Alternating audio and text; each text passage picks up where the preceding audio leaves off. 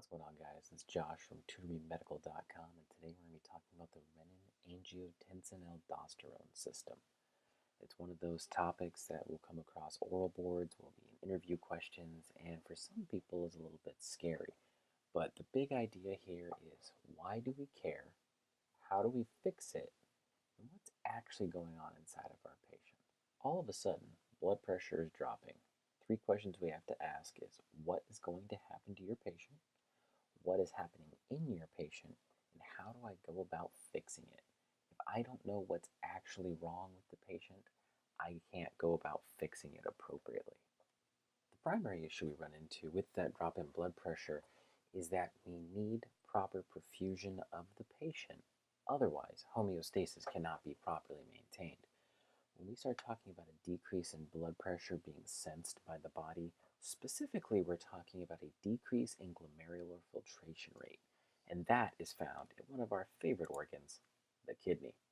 As soon as we see a decrease in that GFR or a lower blood pressure in our patient's kidneys will start to stimulate a release of a hormone. That hormone is what's going to start the cycle. The renin being secreted by the JG cells in the kidney is going to go and activate a few other things in our body. Our livers consistently and continuously secrete angiotensinogen. Angiotensinogen is inactivated or deactivated and is not really doing anything physiologically in our body until it meets up with renin. As soon as renin and angiotensinogen meet together, they form angiotensin 1. Angiotensin 1 doesn't do a lot for us physiologically. However, it will start once we have another friend added to the party. Next up to the party are the lungs. The lungs secrete a hormone called ACE, or angiotensin converting enzyme. And as you guessed it, angiotensin converting enzyme is going to convert angiotensin. It's going to convert angiotensin 1 into angiotensin 2. Angiotensin 2 is the crux of the entire renin-angiotensin system. This is the final point that we actually are putting pieces into place. As soon as we get angiotensin 2 in our system, we can now start to produce function. Now that angiotensin 2 has been released, its primary function is to increase blood pressure. One of the ways it does that is through ADH, or antidiuretic hormone. ADH essentially just reabsorbs all free water passing through the kidney. It decreases the excretion, therefore concentrating urine and increasing free fluid in the vascular system. Another function is aldosterone. Aldosterone actually will increase salt reabsorption. As that sodium is kept, it draws water towards itself. It works very similarly to ADH, but aldosterone needs that sodium to function.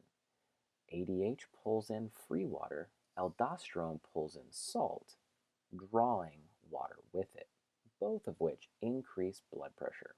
The sympathetic nervous system has many different functions as far as blood pressure maintenance. Few of the primary ones in this acute case would be increasing blood pressure by increasing the heart rate, as well as increasing vasoconstriction. Peripheral vasoconstriction is going to shunt blood back to the core.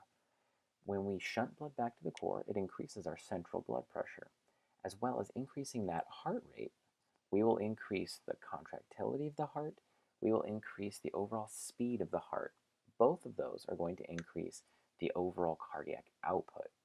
More heart rate, stronger heart rate, along with peripheral blood pressure maintenance is going to increase our central blood pressure, and that is the crux of the entire renin-angiotensin-aldosterone system. Decrease in glomerular filtration rate causes the kidneys to release renin. All the while, the liver is releasing angiotensinogen in an inert state. That angiotensinogen and that renin work together to form angiotensin 1.